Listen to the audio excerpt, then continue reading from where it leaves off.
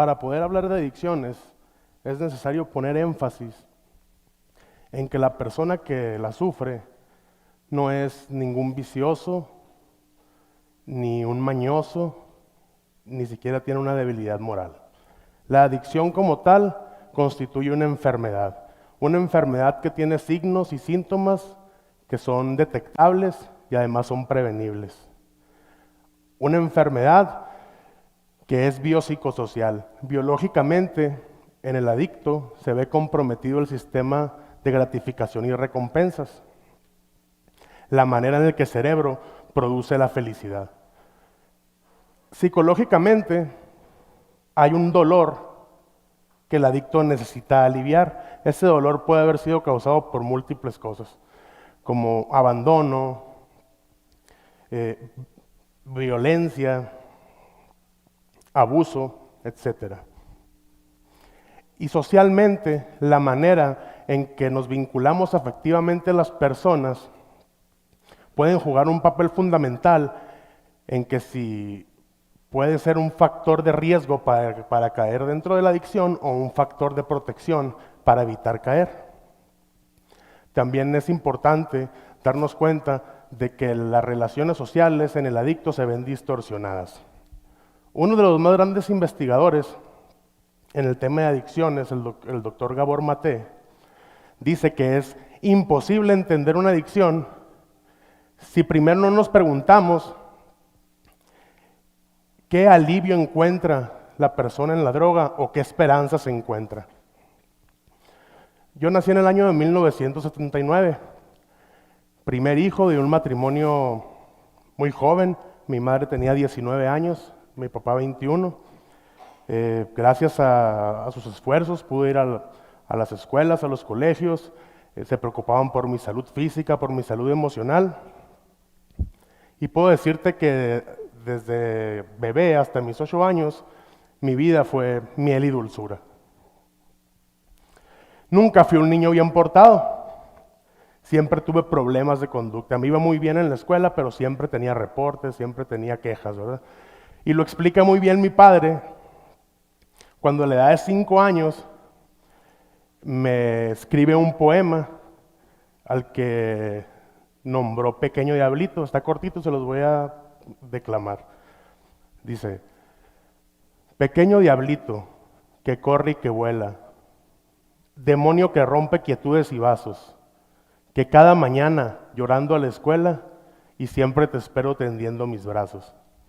Azote del barrio y de toda la escuela, así lo prohíba a regaños y a gritos, el día te pasas con palos y horquetas y llegas a casa con 100 amiguitos. Atila te llama tu abuelo materno, por fama que tienes de niño tremendo. Mas nada en la vida me hace tan feliz que tenerte a mi lado, a ti José Luis. Como podrán ver, explica muy bien mi padre, ¿verdad?, mis problemas de conducta, pero también explica esa situación de que fui muy amado, muy querido, muy cuidado. Cuando cumplo yo los 8 años, mi hermano menor, Carlos, de 3, mis papás empiezan un proceso de divorcio. Cuando esto sucede, nosotros ni cuenta nos dimos. Ellos tuvieron mucho cuidado en que no nos percatáramos de las peleas o de las discusiones. Tuvieron mucho cuidado en esa parte. Al terminar el proceso de divorcio, nos quedamos a vivir con papá. Los primeros años vivimos en casa de mis abuelos maternos. A mi papá lo veía seguido, pero mi madre salió del país. Era poco el contacto que tenía físico con ella y eventualmente por teléfono o por cartas. He aquí una situación de que como niño yo no entendía razones, yo no sabía por qué mi madre se había ido y no quería entenderlo. Lo único que sabía era que la persona que más amaba en el mundo, que era mi madre, no estaba a mi lado y eso me dolía. Termino la secundaria y empiezo a consumir eventualmente marihuana a la edad de alrededor de 13 años. La fumaba con unos chavos que iban a lavar carros a la colonia que montaban en bicicleta y a mí me gustaba montar en bicicleta. Y en la primera vez que tuve contacto con la marihuana, sentí que era para mí. Llenó un vacío o alguna situación que me hizo sentir muy bien. Pero yo todavía no sabía lo que la adicción me tenía a mí preparado. Paso a la preparatoria, mi consumo de marihuana se hace habitual y empiezo a probar otras sustancias, pastillas, cocaína, alcohol. Y empiezo a bajar mis notas. Aún así terminé la preparatoria. Me fui a estudiar a Guadalajara. Y fue ahí donde realmente mi uso de drogas se convirtió en un verdadero problema. Los compañeros con los que vivía y yo diariamente consumíamos todo tipo de drogas, especialmente cocaína, para cualquier cosa, en cualquier momento. Me había convertido en un adicto. Recuerdo una vez que sentía tan grande un vacío existencial que no sabía qué había pasado con mi vida, que llamé por teléfono a mi padre para decirle cómo me sentía, y yo creo que él me notó tan mal que al otro día él ya estaba en Guadalajara buscando ayuda para tratar mi adicción. Me interné y duré algún tiempo limpio. Volví a casa, me dispuse a terminar mi carrera. Al poco tiempo de entrar a la universidad de vuelta, recaí. Pero esta vez la caída fue en espiral. Empecé a sustituir la cocaína por la metanfetamina, el cristal.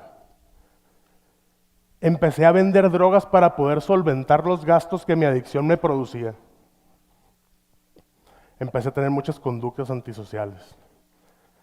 Pues empezamos mis amigos y yo a relacionar con personas que se dedicaban al tráfico de drogas y nos convencieron de llevar droga al extranjero. Obviamente caí preso. Me detuvieron por el cargo de transportación, posesión e intento de distribución de cocaína. En el momento que me ponen a mí las esposas en las manos, sabía que un largo tiempo en la prisión me esperaba. En camino de la detención a la penitenciaría, atado de pies y de manos, yo no podía parar de pensar en qué había pasado con ese niño que quería ser biólogo marino, que era noble, educado, amado, cómo había terminado siendo un felón convicto en el extranjero. Dentro de prisión me vi envuelto en pandillas, en riñas, inclusive estuve un año en confinamiento solitario en una celda de 2x4 por una pelea. Al terminar mi sentencia y salir de prisión, me prometí y me juré no volver a consumir. Pero al mes de mi liberación ya me encontraba de vuelta en el mismo hoyo. En una caída libre sin paracaídas. Volví a vender sustancia para poder pagar mi consumo, mis patrones de consumo. Empecé a trabajar en una compañía de un familiar mío, pero fue poco tiempo porque me volvieron a internar en un centro de rehabilitación, en el que salí y duré 3 meses limpio y volví a recaer. Ya toda mi familia estaba cansada, estaba desesperada de que todo mundo ponía de su parte para que yo me convirtiera en una mejor persona, para que yo dejara las drogas, y yo no podía encontrar los recursos internos para poder hacerlo. Me era prácticamente imposible. Recuerdo un día que estaba en mi habitación viendo las fotos así en la pared de mi hija, en un estado deplorable, con un llanto inconsolable. Empecé a sentir que realmente ya no podía seguir así, que necesitaba una ayuda. Y le hablo a mi padre por teléfono y él, con todas las dudas del mundo, dice: te voy a ayudar, y me lleva a un centro de rehabilitación. Otra vez. Duró poco en ese centro de rehabilitación. A la primera oportunidad que tuve me escapé. ¿Me escapé para qué? No lo sé. No me quería drogar, pero tampoco quería la ayuda. Es la incongruencia que caracteriza también esta enfermedad. Es como cuando vas, como ir al médico y decirle al doctor qué es lo que quieres que te recete.